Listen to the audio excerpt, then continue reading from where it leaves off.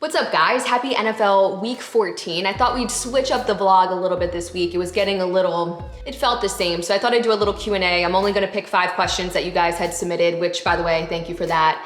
And again, yeah, just switching it up a little bit, you know? Sometimes you need to just not do the same thing. First question, can you discuss how your college education landed you into sports betting? I will preface this with my college education did not land me into sports betting. I never thought about it. I didn't know it was going to be a career. I graduated and honestly was in the right place at the right time and got very, very lucky in terms of entering the industry.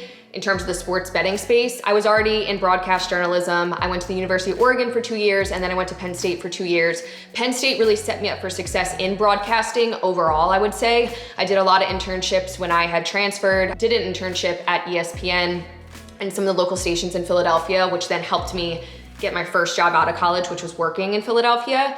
And then from there, I kind of made the decision to go into sports betting because, to be frank, there was a lot of money in it and nobody was doing it and I thought it was really fun. I didn't want to take the traditional route of working myself up in the industry in terms of going to a smaller market and then after that contract going to a little bit of a higher and playing that game. I just wanted to have fun and be a personality and have an opinion, and sports betting was the way to go. But there was never a point that I can recall ever hearing about sports betting on campus in any type of class. So, and I know that's changing, which is exciting. Maybe I'll be a professor someday. All right, do you have any superstitions, good luck charms, and rituals for wins and positive vibes?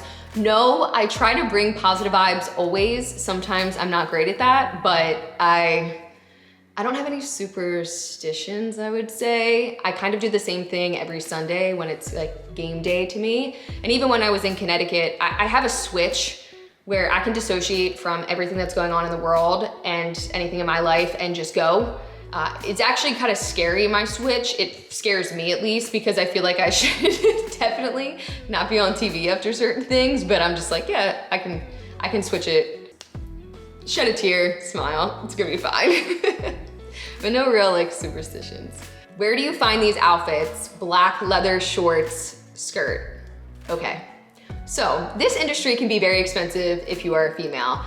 We pay for all of our clothes and we dress ourselves. There's nobody telling us what to wear or again, purchasing them. So I try to find things that are a little bit more staple-like. I wear blazer dresses all the time because they will never go out of style and you can kind of jazz them up or dress them down at times.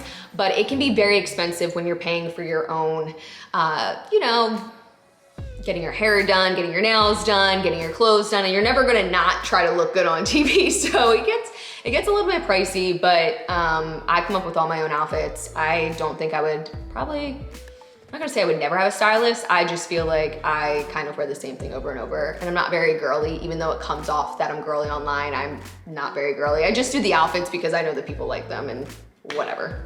All right, few talking points, EKD. What's your process for staying sharp and avoiding burnout in a high pressure environment? Well, I do not know the process for not burning out in a high pressure environment. Let me tell you that. I am somebody who will run through a wall. I will throw myself through a wall just to get the job done. And that indeed has burnt me out. Let's just be honest. I also don't think people really understood how much betting can have an effect on a talent because it is so new. So doing an hour-long show on every single sport and trying to be correct and memorizing those numbers because we don't have a teleprompter. I'm not using a teleprompter. I've never been in a position in my career where I'm reading off of things.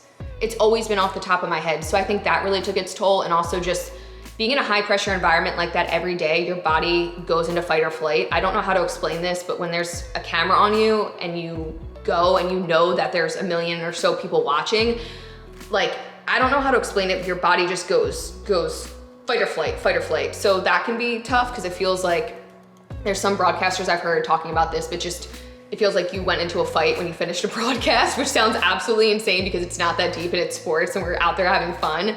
But there is an element to it that it is high pressure. It's very dog eat dog.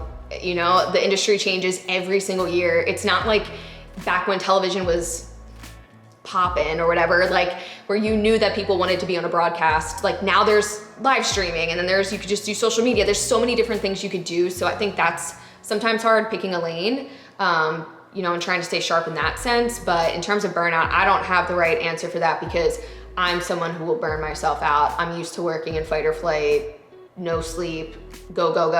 But right now I'm working on not being like that, which I've taken a step back and really trying to make sure my body, my nervous system gets a little bit of downtime because honestly, like I don't think my body could keep going at the speed in which it was going. It was out of control.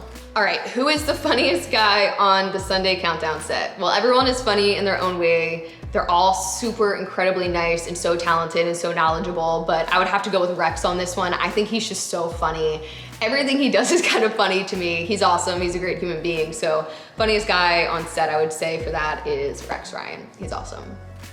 But everyone on that set is awesome, I will say. I can say that sincerely. But yeah, all right, well that was 5 questions, little Q&A. Try to keep this one short, sweet, to the point, so you guys didn't feel like it was drug out too long. But if you guys like this Q&A, I'm happy to do more of them. I think it's really fun to answer questions because I think a lot of people don't really know what goes on behind the scenes. They kind of just see the like, oh, you're on my screen and there you are and you're answering the question of, you know, what's the pick of the day? But there's a lot more to a person than just some picks, so. Yeah, well anyways, thank you guys so much for tuning in and for following this channel. Let's get it. Have a good day.